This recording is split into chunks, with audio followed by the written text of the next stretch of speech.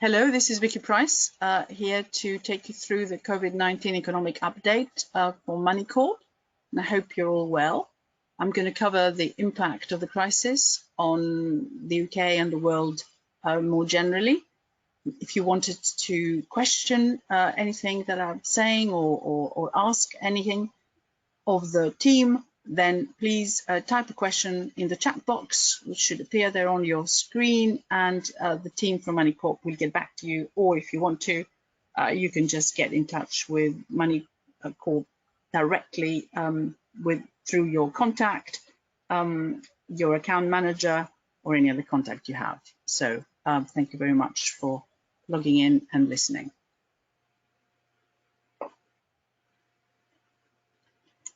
This is, of course, a crisis like no other in many ways. As we know, the coronavirus was first reported in China, but then spread quite quickly to other parts of the world. And there are very, very few countries that haven't felt the impact yet. But of course, it's spread in different ways. And countries did different things in reaction to it. And it will be very, very interesting to see the extent to which one can learn from each other and which particular measures were more effective in stopping the spread of the disease. But it's early days yet. Everyone is looking at what others have done, and there's a lot of uncertainty around. There are some indications that maybe things are plateauing. Not quite in the UK. We've had in the last few days a sign that perhaps sort of the deaths from it were reducing, but then they went up again. The question of admissions, though, into hospital has remained one which looks a little bit better than people thought. But basically, we are in a situation where we just don't know when the current lockdown here will go. And we've seen sort of some countries already beginning to think about opening up, such as Austria and Norway. It'll be interesting to see what that experiment tells us. But there are some signs of hope that maybe we're getting over the worst in some countries, and certainly in places like China, but not necessarily in Europe yet. And of course, the US has now become almost the epicenter of cases. And that, of course, being a very large economy on which we all depend, is one that we're going to be watching very carefully. In the meantime, of course, a lot has shut down, borders, trade is being hampered, supply chains are being affected, and the movement of people, of course, has practically stopped. And that is affecting loads and loads of businesses across the world. Not surprisingly, therefore, that we've seen manufacturing activity and activity more generally in services too collapse, basically. What we've seen is not only a supply shock in that people who are ill or would absent themselves because they may think they're ill, and various parts of the sector therefore closed by governments. So we're seeing widespread restrictions in what can stay open, and the types of measures that are put together prevent quite a lot of businesses from operating in terms of social distancing and availability of health equipment. But also, of course, that way we're constraining demand because people are unable to spend in various areas, given that such large parts of the economy are closing down. And then, of course, you have an increase which is already being felt in unemployment as these things take effect. So you have a supply and demand shock, with the results, of course, that overall activity is now declining very sharply. And you can see from this chart that we're getting to the level of drop that we saw at the time of the financial crisis, and it's probably going to get much worse. There's a big debate among economists. Is it a recession, a real recession, given that we have purposely constrained supply and demand, or is it something quite different? And how does it compare with the Great Depression between the wars? But of course, it's in many ways theoretical discussion, because the fact is that output is falling very significantly, and so is demand, and that has huge repercussions for the economy as a whole, for businesses, individuals, and of course on how governments react to this. So there is huge uncertainty around recession. in the world is now inevitable. If you look at PMIs across countries, whether it's the UK or whether you look at Europe, they're down to record lows. We just don't know how long the lockdown will last. As I said before, there are some experiments coming up where some easing is happening. Of course, China has indeed eased the restrictions in Wuhan, and it's getting back to work. So again, we learn from that experience as well. But in the UK, there are estimates already that the economy is operating something like 30% down. If you compare it with the average where we were in 2019, loads of sectors have seen huge declines. We've also seen, of course, share prices fall very significantly. In the last few days, we've had lots of ups and downs in the markets, because this plateauing that I mentioned is taken to be a good sign.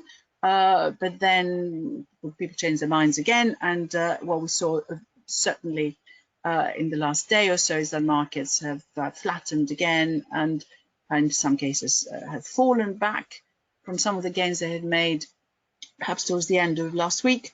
So overall, we've seen huge drops, with the FTSE down between 20 and 30%. If you look at the US, despite some pickup which had taken place in the last few days, until yesterday, what we saw is a 23% fall in the first quarter. So certainly the boom that we had last year is almost being reversed, and the question is what happens when the indicators are coming out to suggest that indeed production is falling and loads of companies are finding it difficult to carry on with the business. What has happened is, of course, that the governments have responded with fiscal and monetary packages, which have helped. I mean, we've had, for example, of course, the US with a huge purchasing package again, quantitative easing in big scale by the Federal Reserve, and also, of course, the 2 trillion fiscal stimulus. A lot of money going to individuals, families which are suffering, but also a lot going to various sectors to support them. The ones that are screaming most but didn't actually get an awful lot have been areas such as airlines, where the traffic is slowed down very significantly, but also the insurance sector, which is likely to have huge losses. That hasn't quite been covered. But what we've seen is, of course, loads of firms are falling into the category of junk in terms of their bond issues, and that's an issue too, because obviously what you've seen is that both CDS swaps and corporate bond spreads have gone up, suggesting that many assets are becoming considerably riskier. Huge concern about developing countries. The US, of course, the Fed has extended now, started again and extended quite a lot of its dollar swap lines with the other central banks. It had them started in a sort of serious way at the time of the financial crisis, but now it's extended them to more central banks again in order to ensure there's enough dollar liquidity in those systems and the banking system, so that they can continue to function. But there is a serious issue about quite a lot of the debt of developing countries, of course, being in dollars, and if their own currencies collapse, as they had done in the previous crisis, what happens to their debt and their credit worthiness. Nevertheless, quite a lot of the developed countries, developed countries, the Western countries as against the developing ones, is that they're able to borrow and carry on borrowing from the markets at very low rates. And that's good news, and certainly in the UK, I think the last attempt in the last week or so to raise money in the markets, I think the interest rate paid for those government bonds was just, or the yield on them was just 0.2%, which is quite low. So the government is able to borrow more for the moment without huge difficulty, but the amounts that it needs are at record levels, and that's going to be an interesting per month, and that's going to be an interesting one to watch. What has happened, of course, is that we've had widespread closures in large parts of the economy, and the question really is how much of that can come back. If you haven't traveled this year, you may want to travel 2 or 3 times next year, but you haven't gone out to a restaurant, you probably can't eat 3 times as much or whatever, or 100 times as much. So quite a lot of GDP will have been lost, which will be difficult to get back, and that's an issue for the longer term. So let's look at some of the problems that are faced in the financial sector. I mean, first of all, of course, I mentioned already the concern that many assets are becoming riskier. It's interesting when you look at what central banks have done, is that they have also lifted some of the bank requirements in terms of lending to firms, and now look a bit more risky. So there's been a lot of support that is intended to come to firms to keep them going, so it makes it easier for banks to carry on lending. But you've seen that the non-financial corporate debt as a percentage of GDP has been going up in some places quite significantly in the last few decades, and although it came down a little bit after the financial crisis, certainly in some places, and I'm showing here China in particular, it has been going up very significantly. And you've seen also in the US this uptick that has taken place, and that's a worry, particularly of course on anyone who's holding that debt. There's also a worry, even though there's support in the short term, about bank balance sheets in the longer term. What we've also seen is that the market for commodities has taken a huge hit. Of course, the oil price has come down very significantly. There are special reasons for it. A disagreement between Saudi Arabia and Russia is a member of the OPEC group, the Organization of Petroleum Exporting Countries, but is an OPEC plus country. It comes to various meetings. They were supposed to have agreed to cut production in order to keep crude prices up. They didn't quite agree to that. Instead, Saudi Arabia started producing an awful lot more. The result has been a very substantial drop in prices. They're trying to get together again to agree something, but a number of the meetings have been postponed. The US oil sector, of course, will be struggling with prices like this, and President Trump has been trying to almost broker a deal between Saudi Arabia and Russia, and is getting involved, but there were some very recent suggestions the last day or so that he might want to impose tariffs on imports of oil. That would be quite interesting, but of course it's good for business in many ways to have such low oil prices, but if you can't produce because you have been barred from doing so by government action, then perhaps it doesn't help you particularly either. The issue of a number of companies no longer looking particularly creditworthy has, of course, led to downgrades of a number of the bonds that are being held to junk, and that's an issue. Moving ahead, what will happen when we get out of this crisis, and will some of these companies still be able to raise any money in the future? It's one of the issues, and of course, what has happened is that the holding of triple B debt, in other words, sort of not particularly good debt, has increased because of the way in which a number of firms have found themselves in difficulty. And after a huge improvement that we saw following the financial crisis and during the period after that, the 10 years, now we've seen a big jump in that part of the market as well. So worries ahead. Not surprisingly, perhaps, gold is trading at the highest it's been since 2013. It generally is seen to be a safe asset when things go wrong.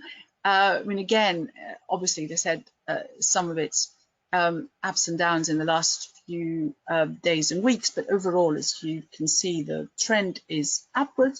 And again, it suggests that there is huge uncertainty out there, and that investors generally are very wary of what may come ahead. I mentioned that there has been a huge amount of support that has been given to firms and the economy as a whole.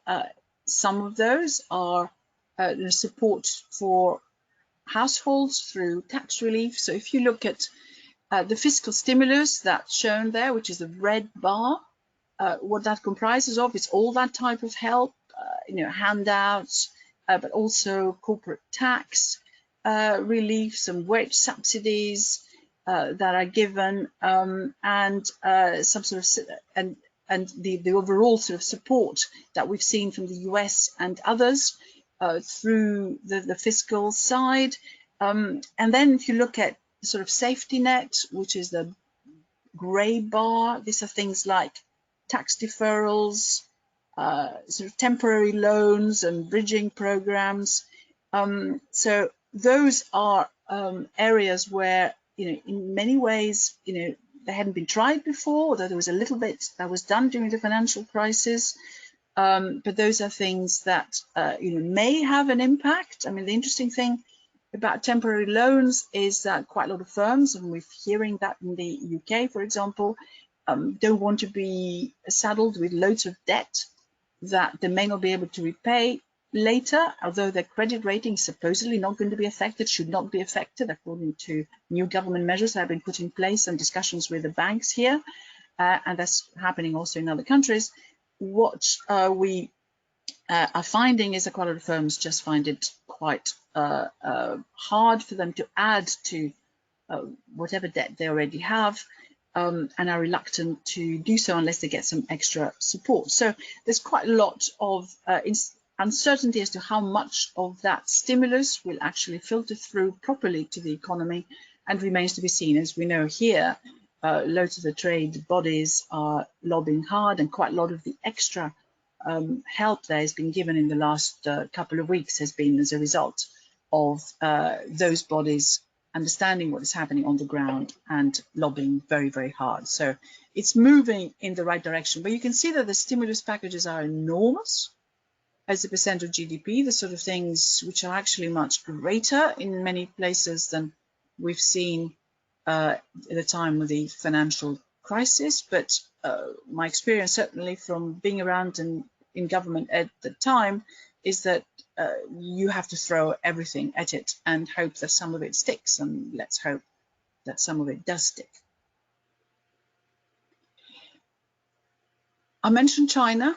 China is improving a little bit, and you can see actually the difference between February and March in China. The February one is the blue bar, the March one the orange one. In each case, these are developing countries which have been hit, some of them progressively hit. So in some areas it hadn't actually become a big issue until relatively recently. There have been lots of lockdowns that have taken place. So a number of countries are still in the phase of cutting back and production falling, but you see that China is improving. Now, of course, it's improving, but we're still talking about not necessarily making up for all the loss that they have seen before. So the first quarter in China is likely to be very negative. It's be interesting to see how fast GDP actually and manufacturing production recovers. So this quarter will be looked at very carefully. But places like India just going into that lockdown, or at least trying to, and that impact, of course, will be felt for considerably longer. The China effect that I mentioned is really rather interesting. You can see the impact of stopping production, or at least reducing it very significantly, on the climate. All these people who are arguing for perhaps looking at the extent to which production is affecting, and home-induced production, of course, is affecting CO2 emissions, can see that very, very clearly being the case, because China was briefly anyway freed from the pollution that it had before. So not just climate change, but also the impact on the environment. It improved very significantly when production was shut down. It's changing again, though, as economic activity is restarting. If you look at the satellite data, you can see on the pollution front, which is nitrogen dioxide concentration, has begun to show signs again of coming back. So on the left, you have February 2020, and then a month later, what is happening is that things are being rebuilt. So although obviously it's good to get industrial production back, I'm afraid we're getting the pollution back as well, a longer term problem that we all have to deal with. But obviously for the short term, the emphasis is on rebuilding the economy almost everywhere. And we do need to think about rebuilding the economy almost everywhere, because all the forecasts are suggesting that we're going to have a very substantial decline in GDP in many countries and in many areas, perhaps sharper than what we saw during the financial crisis. So the question, of course, is, are we going to just see this drop? In the UK, for example, of 3%, possibly more, is what people are now suggesting, with a very sharp decline in the second quarter, and possibly a recovery starting in the third, but quite mild. So it could actually be much worse than what is shown here.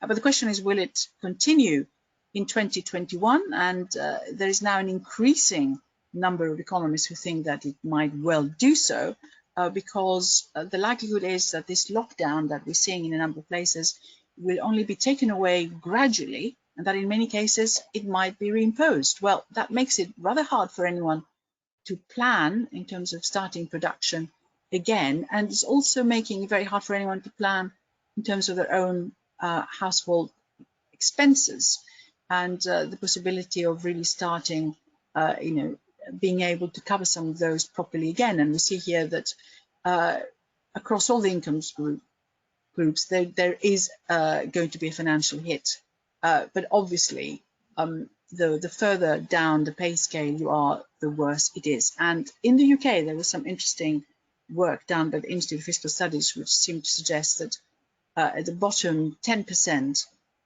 people were 7 times more likely to be losing their jobs than those at the top 10% of the pay scale, because of course quite a lot of people at the top 10% are in service sectors which can work from home and can carry on the types of service sectors where you can do that, whereas the bottom are in quite a lot of precarious jobs, the retail, distribution, entertainment, and so on, which are the ones which are worst hit. So there is a limit, therefore, to how long this can last without seriously affecting the ability of people to carry on covering their day-to-day costs. And that's why in the US you've had this big handouts that are given to individuals and families to keep them going. I mentioned travel earlier. This really takes you to February, before the US travel ban was announced, and you can see the decline happening already.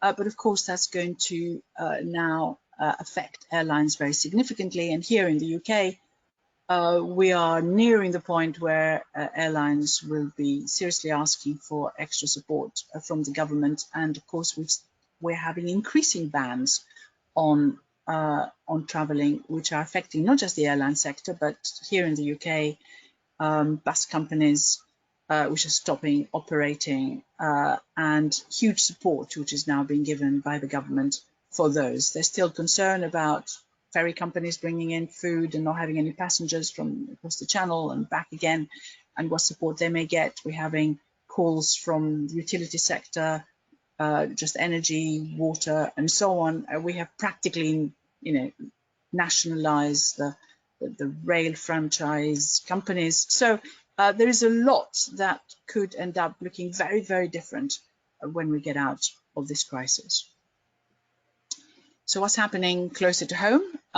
The Eurozone PMI, the Purchasing Managers Index, has been very significantly affected. Now, we've got to remember that anything below 50 is negative. There seemed to have been some improvement that was witnessed at the turn of the year, moving back again to something slightly more positive, but now, of course, it's dropped very significantly, and that's the composite PMI, which looks at manufacturing, services, and construction across Europe. Europe, of course, has had a huge package coming mainly from the European Central Bank, which is now engaging into extra quantitative easing. It's announced a program of something like 750 billion euros to be buying government bonds and commercial paper. By the end of the year, it intends to spend all that money, which is quite significant. It's also relaxed a number of its rules as to how much of any country's debt it can hold. So the European Central Bank is basically funding a lot of the fiscal expansion, if you like, that is needed in many countries. There hasn't been any complete agreement yet on sharing a lot of the risk for overall fiscal expansion across Europe. So there's big debates among the northern countries that don't like to just basically go down the route of corona bonds, as people are calling them, bonds that share the risk among all the countries and allow quite a lot of countries that have been very badly hit, like Italy, Spain, Greece, and so on, to benefit, and others who really would like the whole system to change and allow for a lot more collective thinking in this area. So we were waiting to see, but in the meantime, a number of countries are putting a lot of sort of fiscal measures in place, as I showed before, and they are hoping, therefore, to sustain quite a lot of sectors of the economy for the future. But for the moment, there is no doubt that the Eurozone, like most other parts of the world, are moving into recession. And if you look at the UK, we've had exactly the same issue too. PMIs are now at record lows, and this is the latest one, which just came out, which is a construction one, which has fallen to levels I don't think we've ever seen before. So big issues there, and there's a serious issue in how we get the economy back again at the end of the day. And what we've seen is, after quite a substantial improvement, remember we had the elections in mid-December. At least one of the uncertainties, which was the political uncertainty, had been removed, and we saw some signs of expansion again and improvement in the way that businesses felt in January and February, and now, of course, it's all gone downhill again. And with it, of course, any likelihood of investment picking up and intending to come back is now very doubtful. We've had, for example, the news just the other day about Jaguar Land Rover, where of course there's a shutdown like everywhere else, that this shutdown will last for longer, and a number of their investment intentions on electric vehicles and so on are now being put on hold, and they may not start those or ever do them in the future. So it will be, again, a worry in terms of future investment productivity and so on, if that investment never came, or intended investment never came back. In terms of government finances, we are in a very interesting situation, because even before the full force of the virus impact was felt in the UK, the Chancellor, the new Chancellor, was promising all sorts of extra help to the NHS, to businesses, and to individuals in order to ensure that we got through this issue. Of course, what he said in the March 11 budget didn't do the trick, so he has had to come back and offer an awful lot more in order to get people to feel more confident, but also to ensure that businesses kept as many people employed as they possibly could, and if they couldn't, that they could put them on schemes that the government would pay a certain percentage of, 80% of median salaries practically.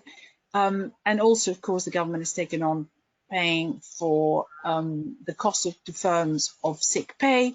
They have done all sorts of extra things, such as giving business rate support, which is expected to be costing about 20 billion, giving quite a lot of money to the devolved administrations, something like 3.5 billion, the extra 5 billion for the NHS, which of course probably will have to be raised. They have very recently also wiped out all the deficits of the health trust, which is quite interesting in itself. So huge amount of help in all sorts of areas for small and medium-sized enterprises, but also more widely, and also for the self-employed too. And again, they had to improve that offer over a period of time. But the likelihood is that they're going to have to borrow something like 200 billion this financial year, which just started, whereas before the expectation was that it may have been just 50 billion, which in itself would have been higher than had been achieved in the previous year. So We're talking about huge amount of borrowing that needs to happen, and expectations that the deficit to GDP ratio might go to 10%, if not more. And if unemployment rises substantially, then it might go even higher. Fiscal rules obviously have been abandoned. There is a serious issue about what happens in the future, because of course what was promised in the budget of March the 11th was a huge increase in infrastructure spending, with a lot of it going to the regions, with levelling up as the main aim, so that quite a lot of the regions that have been left behind, and cities and towns, can actually recover, with a big spend on infrastructure, including, of course, HS2. There is a concern that many of these things may not happen, that if the government is then trying to improve its fiscal position, it might just cut back on infrastructure spending in later years. That would be a very interesting one to watch, but of course for the moment the worry is very much the short term rather than the long term. And you can see here some of the ways in which this huge deterioration in the finance of the government is happening, and not just because the economy is slowing down, that in itself would mean that they have to borrow an extra 74 billion, but then everything else that is happening from changes in the economy, and you can see it here very clearly too in terms of the elements of the package that has been announced so far. And I should really have said packages, because there have been more since the initial announcement on March 11, and more since this table was put together by the Institute of Fiscal Studies, including, as I mentioned, writing off health trust deficits as well. And we expect to get even more announcements coming through the next days and weeks, as the plight of firms in particular, but also individuals, is better recognized. What's happening with the exchange rate? Well, obviously when the scale of this, of course we still don't know the exact scale, but the scale of the virus impact started being recognized, and of course the Bank of England cut interest rates very significantly in 2 emergency sessions, with the base rate now being 0.1%. We've never had such interest rates, and of course we followed what happened in the US, where again they cut their rates very significantly. So the exchange rate has really followed very much the timing of various interest rate cuts. So when the UK ones were announced, we saw quite a drop in the exchange rate. What we also had soon after the actual budget was a downgrade of the credit rating of the UK down to AA-, and that was supposed to perhaps have affected the view of the UK, but in reality there's hardly been any difference. We can still borrow very cheaply, and the exchange rate itself has recovered slightly, but of course people have recognized also the plight of the US right now, where I don't think they had quite expected the virus to take such hold, and of course the problems in the Eurozone. So the pound has stabilized in the last few weeks. So what's going to happen? Well, that's the big question, of course. It's interesting when you look at what's happened so far, assuming that might be an indication at all for the future, even though the crisis we're going through now is a very different one. As I said, it's one of both supply and demand constraints, which are creating unprecedented sort of challenges for any government and for anyone operating in this environment. So we see what happened with the financial crisis, where we had a very substantial drop in GDP at the time, but it really only lasted a very short period of time. It was a really V-shaped recovery. It's the sort of thing that we hope to have now again, even though the view is changing quite dramatically now to say that perhaps we're not going to get anything like that this time. But we did recover then because of huge amount of liquidity that was thrown into the economy and a lot of coordination across various countries on the monetary policy. And then we had an improvement despite the fact there was austerity imposed in the UK for practically 10 years after that. And in many ways, the continuation of the measures that were in place since 2010 did have an impact on productivity, investment, and so on. So growth sort of started slowing down, and then in 2016, a further expansion in monetary support in the UK took place after the vote to leave the EU, when markets again reacted quite negatively. So there was quantitative easing and term loans at preferential rates and so on, which did the job for a bit. But then once they ran out of steam, we saw quite a slowdown taking place. The hope had been that with one of the uncertainties removed, which, as I mentioned before, was the political uncertainty, things might be better in the future. But even then, before the crisis really hit, the forecasts for the UK were not very good. They were for about 1% growth in 2020, if we were lucky, with a lot of uncertainty still in relation to what type of arrangement we may be having after the transition period for leaving the EU ran out in December 2020.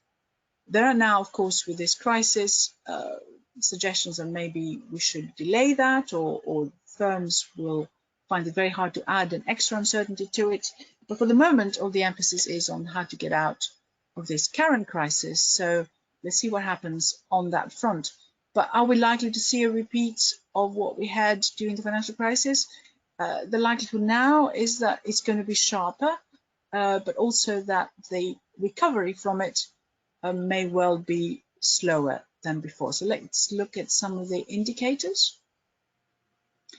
Consumer confidence had improved in line with business confidence, in fact, has come down very significantly. And you've seen that it's sort of gone back to levels again we haven't seen for some time. So that's a worry. And how easily can that recover? Because remember that despite government support for people who remain attached, if you like, to their firms, whatever the firms do, quite a lot of extra people are now going to rely on universal credit and basically have lost a very significant chunk of the income that they were getting before. So in addition, of course, dividends will not be paid by many companies, and quite a lot of assets have been reduced in value, such as house prices. So the wealth effect is going to impact on people's willingness to go out and spend, and how soon some of those indices recover will be crucial.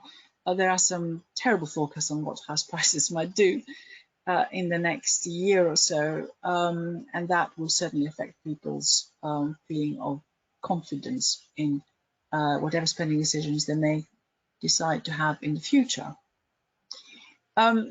Retail sales, of course, have plummeted, not very surprisingly. What you see, of course, in March is an even worse fall. What had happened in February because of the floods, that had already reversed some small improvement that we saw in January. And again, even then, the consumer was feeling quite reluctant to go out and spend because of the uncertainty ahead.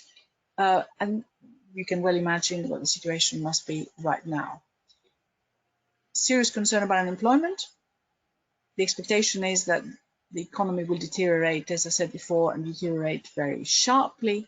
What will that do to unemployment? This is CEBR analysis, which suggests that it's going to go up very significantly.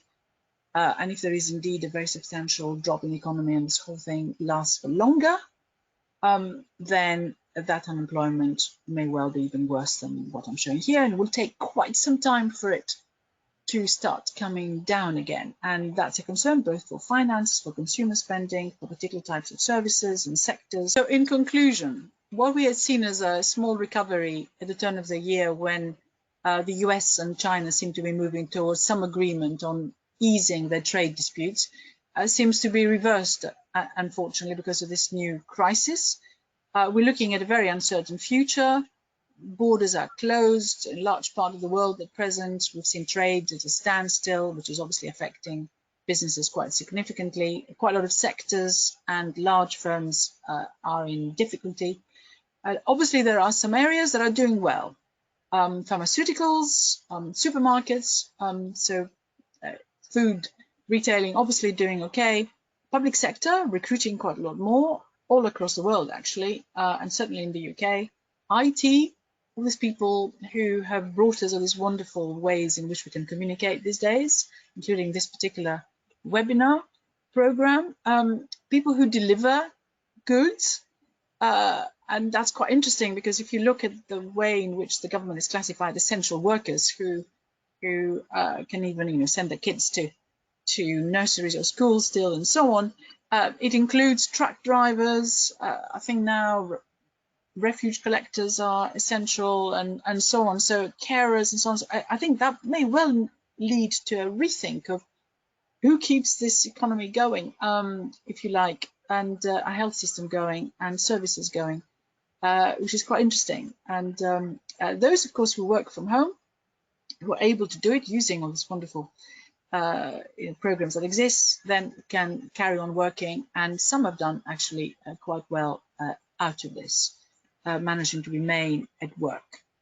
However, there are lots of areas that don't, such as those involved in travel, entertainment, in leisure more generally, in retail, construction. We've seen the latest data pretty bad, even though in fact building sites can carry on operating as long as they observe the rules. So for the moment that in theory can carry on, but a lot of it isn't. And non-essential services more generally. There is a debate as to what are non-essential services, and it's just possible when things start opening up that some of those non-essential services may find themselves able to argue that they can open perhaps faster than others, such as normal shopping, for example, garden centres, and so on. Some of them still operating, but all sorts of areas where activity can resume, hopefully, without too much difficulty when things ease down. But we are going to have slower growth ahead, and that will affect everyone's plans. Their sectors are in trouble already, as we know. But the interesting thing is any timing for an exit strategy will be very useful for both SMEs and larger companies, which are getting some help, or are in theory getting some help, but it is quite slow to get it through. You don't know for how long this whole process will last, but we had the British Chamber of Commerce just this morning saying that quite a lot of those support mechanisms, although good in theory, are still not getting to firms, and the whole area needs to be not just speeded up, but made simpler for firms to access. Of course, much will depend relating to survival, how long this will last. And one of the worrying things perhaps is that because of the Prime Minister's illness, the next review of the lockdown was supposed to take place on Monday coming, and that is being delayed apparently. So that uncertainty therefore will last for longer. Then of course, if you look at the recovery, how will it happen? Will we have lost a lot of industry and skills in the process? Will they ever be recovered? And of course, will borders reopen with a lot of the world closed down? There is an issue of supply chains in particular. It is possible that prices may start rising in a number of areas where the supply chain is interrupted. Also in areas that affect us all, such as food and fruit supply, when there aren't enough people here to pick fruit, which we're hearing increasingly from our farmers. And of course, then there's the final issue of how will the government deal at the end of the day with this deterioration of finances. What will it do in terms of the future? Will it start imposing austerity again, which actually is probably the last thing we need? But let's stay positive.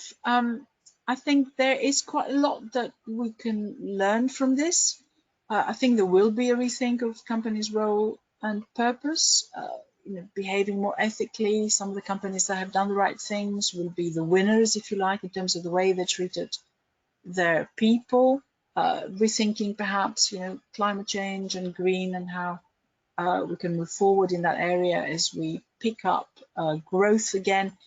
Interesting really too to see whether the ways of work might change. After all, we're getting quite used to working from home, those of us lucky enough to do so. Is that improving productivity or not? And if it is, can we be more flexible? That will ease, of course, a lot of the strain on traveling and pollution and the climate and so on that we will still need to worry about quite a lot in the future. And of course, will there be a little bit more time to rethink, what our relationship is with the EU, which quite a lot of firms would like to see it being a friendly and an easy one, frictionless as much as possible. So it gives all sorts of opportunities for all that to be rethought. Of course, we're going to end up also with quite a lot of sectors being practically renationalized. What happens to them, the pricing structures and so on, and will the consumer benefit as a result? So all sorts of areas of positiveness, if you like. So thank you for listening to this. I'll conclude with that positive note and hope we can all stay positive, and we look forward to welcoming you to the next webinar and update on the economy. Thank you.